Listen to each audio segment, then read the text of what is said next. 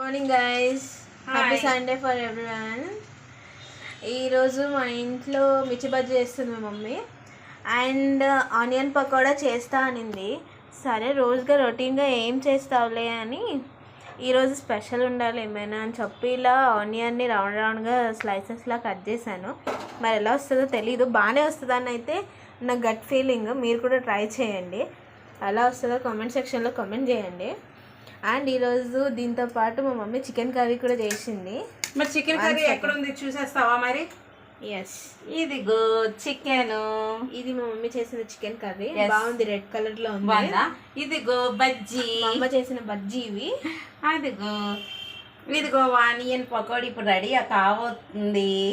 So onion pakodi కూడా ready అవుతుంది, ఇంకా స్వీట్ కూడా. అండ్ మా మమ్మీ పాయసం చేసింది. ఎస్, చేశాను. సో ఇవన్నీ సండే స్పెషల్ అన్నమాట. Bye bye guys. మీ ఇంట్లో ఏం చేస్తారో కామెంట్ సెక్షన్లో కామెంట్ చేయండి. చేయండి. Like and subscribe to our channel. Bye bye.